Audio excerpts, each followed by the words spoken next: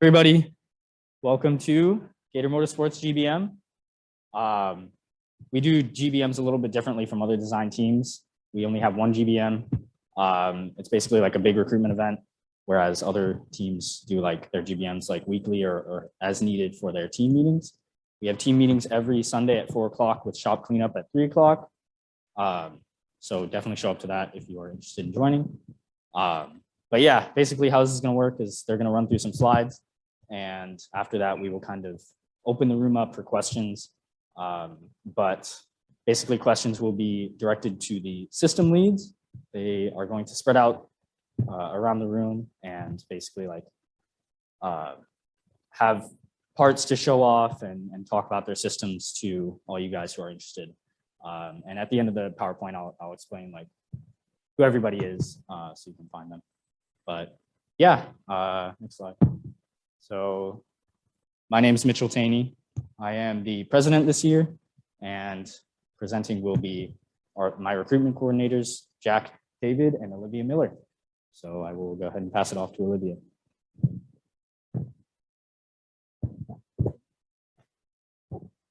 Hey, hi everyone. How are y'all doing?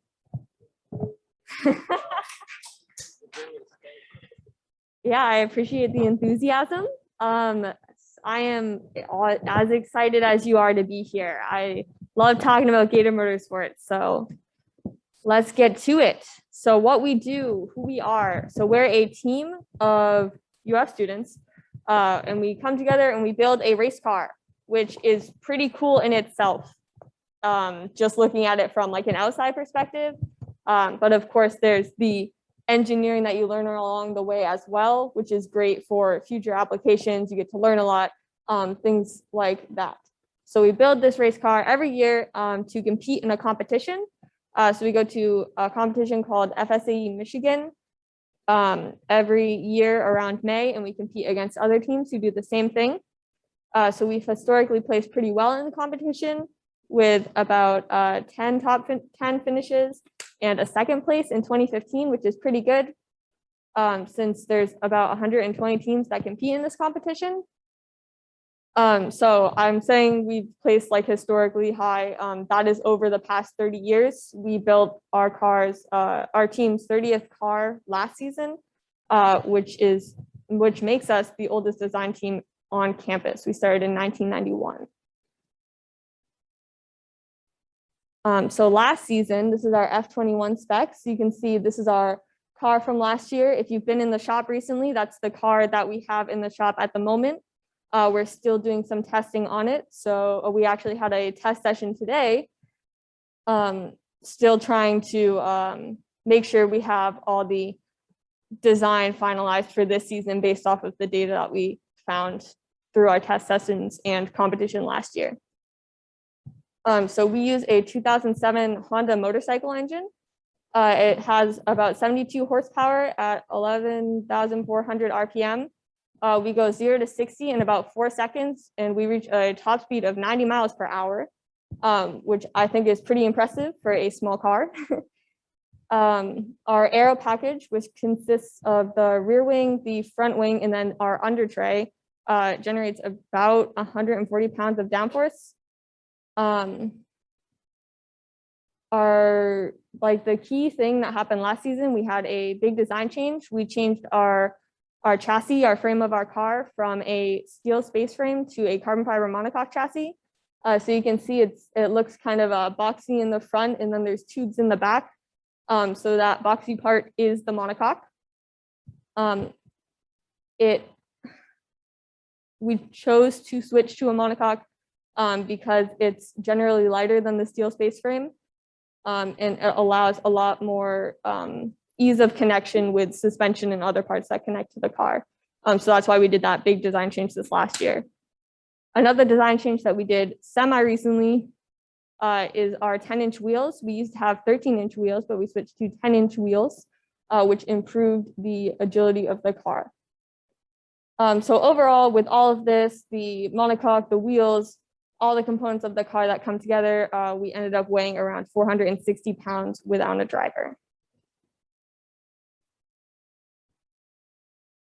Moving on to how our team is structured. So for competition, we have two different parts of competition, static events and dynamic events. So dynamic events test the car, and that's where our design systems come in. They're the ones who build the car that we test at competition. So our design system is headed by our captain and two chief engineers. So the captain kind of runs the shop, and the chief engineers really help with manufacturing and testing and all of that. Then we have our system leads. So our car is broken down into 10 systems so that it's more manageable to build. So we have system leads for each of those systems and then system members for each of those systems.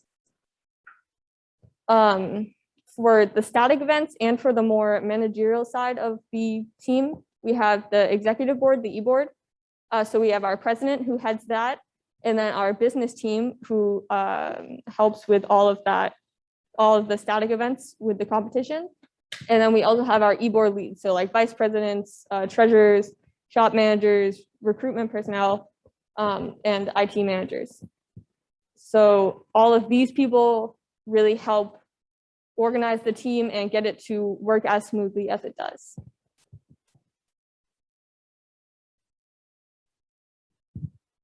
All right, so what I said before, we have our competition in the summer in May.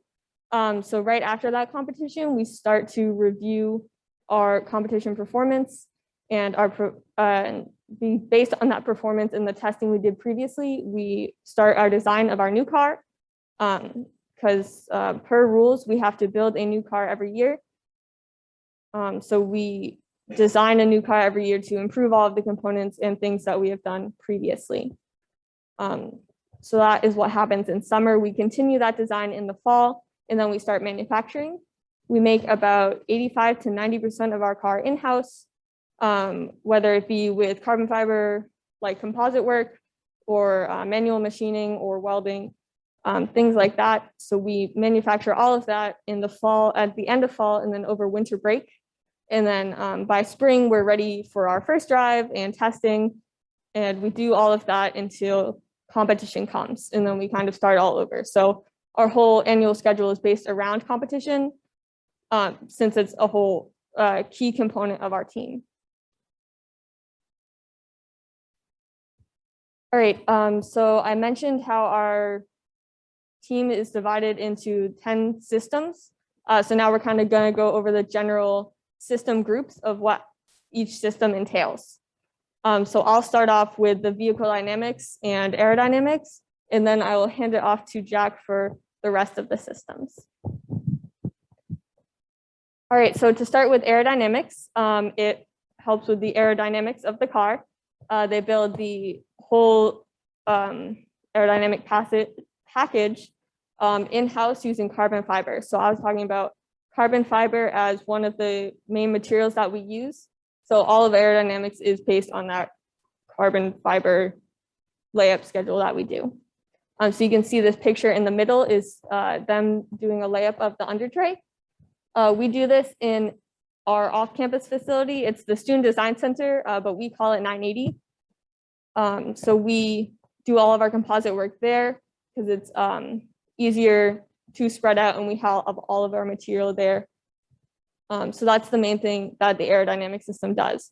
Obviously, before the actual manufacturing part, though, we have to do a lot of validation and design to see how the aerodynamics will actually work in simulations. So you can see in this first slide, we have airflow and fluids simulations using CFD. And it shows you how the air will move around the car based on the aerodynamic package that you design. So it's a great way to kind of see how the car will work before it actually works. And then you can see the differences between the simulation and then in testing the data that we get. And it's a good way to learn how to redesign the car for the next season. Moving on, we have vehicle dynamics. So this group consists of 4 different systems. So we have the chassis, suspension, brakes, and cockpit. So these systems all manufacture components on manual and CNC mills and lathes, and also composites. And they also all do structural simulations. So FEA and other analysis software. That picture in the middle is a good example of it. We see where the stress and strain of each part is going to concentrate and try to minimize the effect of that on our parts because we don't want failure on the car. So you can see in that center picture, we want it to be that blue color on the edge all around. The stress will tend to concentrate along the holes and other like sharp angles because that's how stress works. You'll learn in your classes that's where stress tends to concentrate. So you can see it's more like yellow and red in the center, but the blue is what we desire. So going into each of those systems a little bit more. So the chassis is the frame of the car. That's the system that had the big design change this past year with the carbon fiber monocoque versus the steel space frame. So composite work was new for chassis this year since it used to just be steel tubes and a lot of welding. But now it's a lot of composite work and doing a large layup over like the course of several months. Suspension deals with the suspension of the car. So they have all the control arms, the belt crank. You can see it in the first picture. That's a good example of suspension at work. That's generally our suspension system. You have the dampers and the belt crank and the control arms. Suspension also deals with the wheels and tires that we use as well.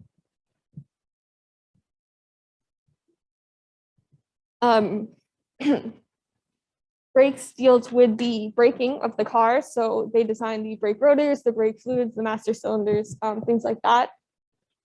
And then finally, cockpit deals with anything that relates to the driver. So the steering wheel you can see on the right.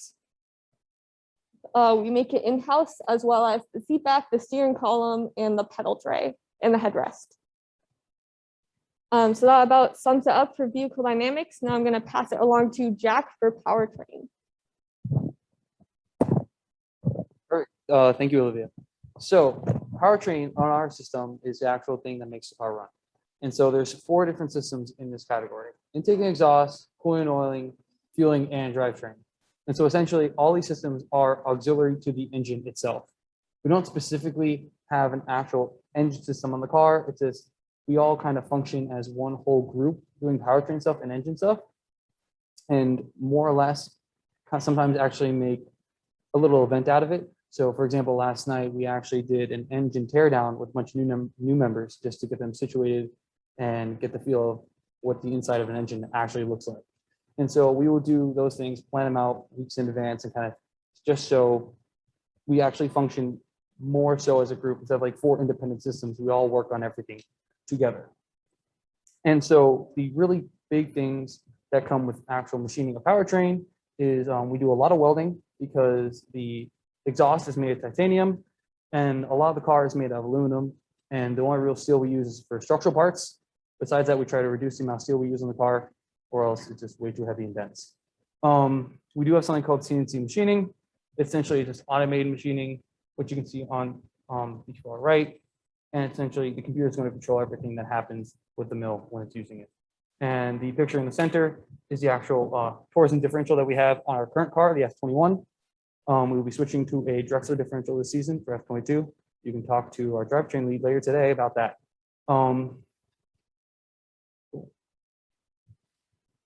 Electrical system of the car. At the very minimum of the system, our car will not work without it. It is arguably the most important part of the car. Not everyone understands it, but people who do are very crucial to our team. And just, it's not going to move. It's going to be a giant paperweight without it. So we're very appreciative to all our electrical engineers on that price. Like I said, every part of the car is interacting with the electrical system in one way or another. And there's a lot of hands-on wiring throughout it. And we have something called a wire harness, which runs throughout the entirety of the car. And our big plan this year for electrical is to update that wire harness into a CAN bus system, which, like I said, you can talk to the electrical lead about later on tonight.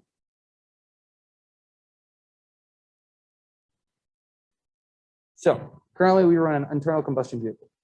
Next season, we are planning to run an EV car. So it's going to be electric powered with a motor. And so this is going to be the first time we're doing this at UF. So currently we have a research and development team in place, and they're getting the foreground research in place. And next season, we're planning to make that switch. And it's very exciting for us. It's kind of the next push of FSAE and technology in general. So something we're definitely looking to get into. Yeah. We have the business team. Currently, what the business team does is that there are two different types of business presentations that happen during competition. And so first one is overall just team structure, how we function as an organization. And that's what the first presentation is about. And the second one is more about actual financial situation that's going to occur, and that features our car being sold as a everyday track car for like the weekend warrior kind of thing. And so we are definitely looking for business majors because they have a lot more expertise on this stuff than engineers do.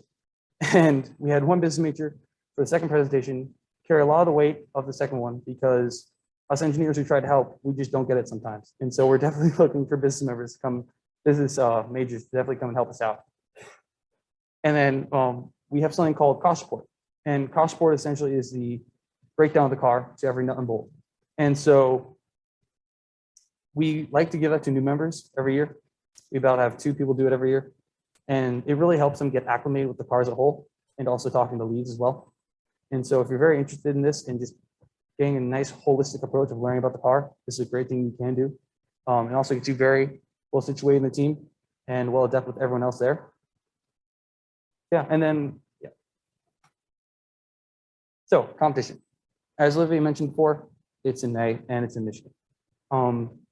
The pie chart essentially shows all the various components of actually how we compete. It's very diverse, and so every event matters drastically. Obviously, some matter more than others, but if we mess up in one presentation or if we mess up in one dynamic event, it's ruins our whole total score. So there are 4 different driving events. Skid pad essentially is a figure 8. And so with this, it's just testing the agility of the car. And then you have acceleration, where we stick our lightest people in the car and we just lower and just see who can accelerate the fastest. We have autocross, which is essentially just whoever can get the fastest lap, just peak performance of the vehicle. And then endurance, which is 22 kilometers of racing. It's about 30 minutes of drive time. It tests fuel efficiency and if your car is actually going to survive this thing. Because it's such a long and important event, that's why it's worth the most points out of everything in this pie chart. Then there's something called engineering design. With this design, we're going to have judges in the field, engineers who've been in the field or their respective fields for a very long time and they're professionals. And for example, like our powertrain judge last year was probably the best in his field. And so these are very serious people that do come and judge us, and they're going to look at our work for the entire season and critique us heavily on it based on how we, like what we designed, how we designed it, and why we did it. And they're going to be very nitty gritty and look at every minor mistake we do. And that's how they do it. So in prep for that, we have something called PDRs, CDRs, and FDRs. So a PDR, they stand for preliminary, critical, and final design reviews throughout the season. We have these where the system leads will actually go present their systems and why they're doing what they are doing with their systems to current team members and alumni. And so essentially building up for prep work for this final design review. And then we have the 2 business presentations and then the cost report itself. So what to expect as a new member. So like as Olivia mentioned earlier today, we had test session today where we drove to a racetrack called the Firm and we tested the car, collect data, and also we hope to develop more drivers. These happen once or twice a month, depending on the time of year it is, and are very crucial because if we cannot test our vehicle and not collect proper data, then we can't tune it and we can't make the best car that we want. New member projects, it's a very broad statement. It can range from almost anything. It could be, and it just always depends on like what the lead or someone else in the shop needs to get done. You could be making a part, you can be doing research, you could just be learning about anything and everything. You could be wrenching on the car, cleaning a mess. It's just very unexpected.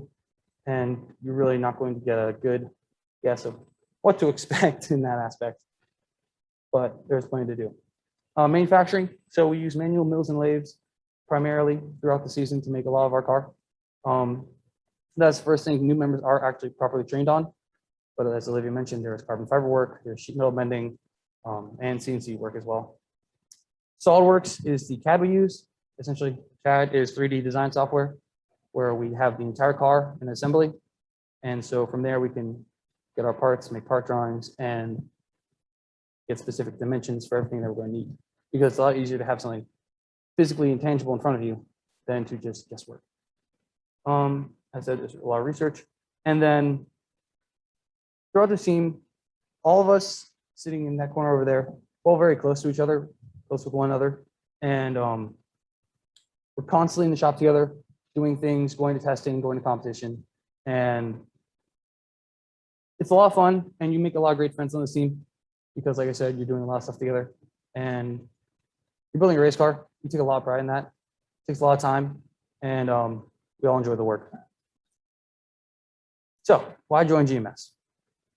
Essentially, it's something that it's a lot of real world experience that you're really not going to get anywhere else on a college campus. And a lot of companies know this. That's why they look so highly upon FSAE, because there's a lot of design work, there's a lot of time, and there's a lot of effort that has to go into making these cars. And they know that. And so the 30, 40 or so people that are on each team, they know that they're incredibly dedicated. And like I said, it's a race car. We build a brand new car every year. It's definitely something that's not easy. And that's why we do it though. And so we have a very great alumni network on our team. But, and so people who've been in the professional business world for 5 years now still come to these little meetings that we have and give us feedback. Everyone who's gone through this team cares about it greatly. And like I said, till they're adults and professionals in the real world, they still come back, they still help the team when they can, how they can. I'm gonna hand it back to Mitchell. Alrighty. Thank you, Jack and Olivia. Yeah, you can follow us on our social media there and email us. Recruitment@gatormotorsports.com is our email. If you email them, these two will help you out and get you situated to join the team. Now we're going to open up for questions. So I'm going to have the leads kind of spread out, and I was going to name all them, like each of the people and all the systems, but it doesn't look like that's going to work out super well. So if you have general questions, come up and see us, but I recommend walking around and talking to everybody. You can leave if you want, but definitely recommend like sticking around and talking to people. All right, and I will also man the Zoom chat for people here.